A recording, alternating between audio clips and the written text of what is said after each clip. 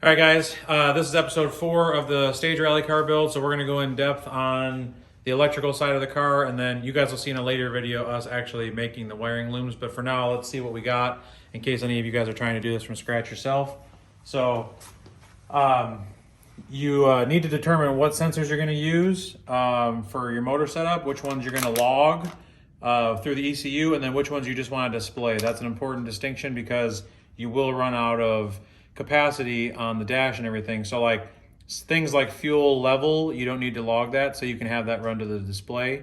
But things like your wideband, your coolant temperature, oil pressure, stuff that you're going to want to log has to go through the ECU or PDM that we're going to show you in a minute. And the PDM has a slower refresh rate than the ECU, which I did learn from the Haltech guy. So certain things for tuning that need the fastest hertz, you need to run right through the ECU. So here we have some sensors. This is a CAN expander, CAN hub. It's 1 in, 3 more out. And we're going to use a Deech universal connector, which means we have to use the ratcheting crimps. So you kind of put them in here and crimp them as you go. And then there's the removal tools as well. That's only if you're going to have like a universal harness like we are in a single pin going through the firewall. So you need these special tools.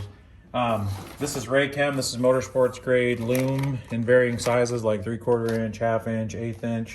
And then this is glue shrink wrap. So there's glue on the inside of this. So when you shrink it, it actually seals it shut.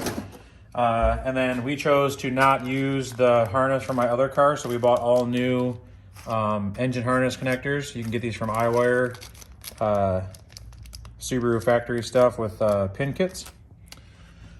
And moving along, we have the way Haltech tunes is you don't need a front O2 anymore like you do in a factory car where you have a front and rear. You can just use a wideband.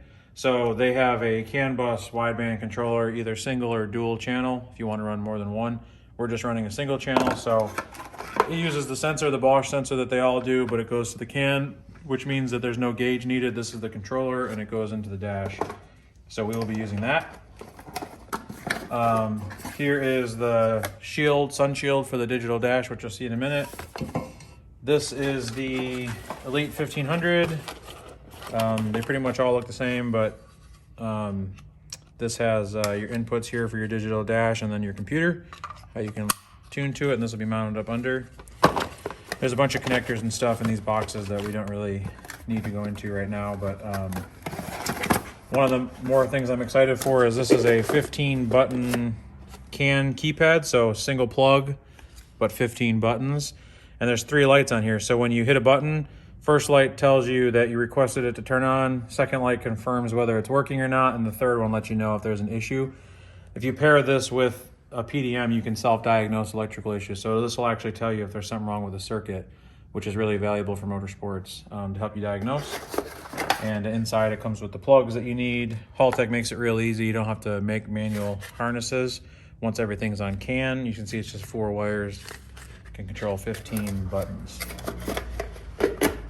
On the more wiring side of it, this is the Flying Lead 15-foot harness for PDM. You can see it says it right there, which basically means that when you run a PDM, you don't need fuses or relays. You just run powers and then you ground to the chassis. It simplifies wiring. This also converts to CAN and allows you to diagnose electrical issues easier. So this is the PDM that goes to that, which we were just talking about.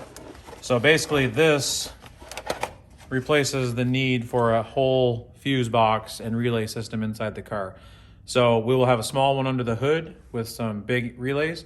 And then this is power only with connectors. It's CAN as well. This gets mounted up under the dash. You can see here it's got status symbols. It also has Wi-Fi capability.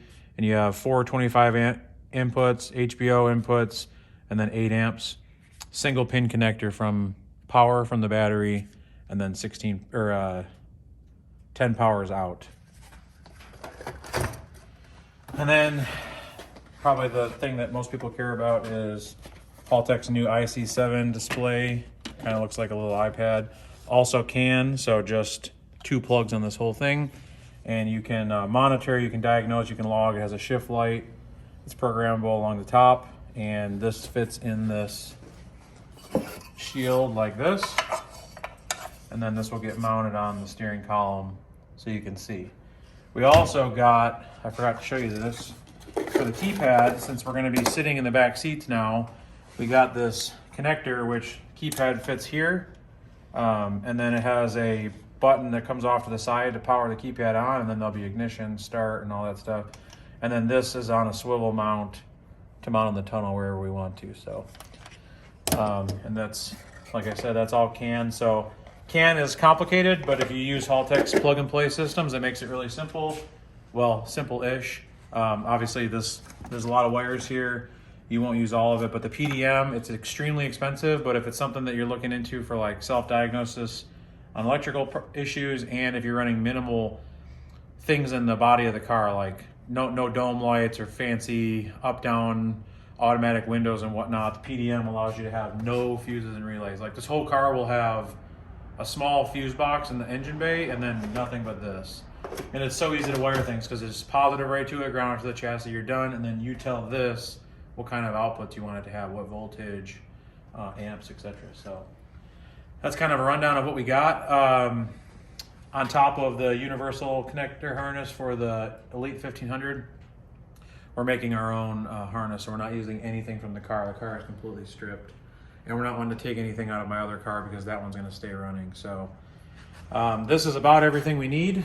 The only thing we have left to order is, actually, yeah, I think we got everything we need. So in the next video, you guys will see us laying this out, gluing these zip tie saddles in hidden places along the car. This allows us to mount the wiring like it's floating. We're just going to epoxy this. That way, if we crash the car and we need to remove it in a quick, you just cut the zip ties, take the epoxy off, and go. So you guys will see that in a later video, but we just wanted to show you what we got today from Haltech. And the guys there have been really great on helping us spec this out and kind of building it in the system. We'll probably show you a little bit about what you can do in the computer later on. Thanks. Check out the next YouTube video for more.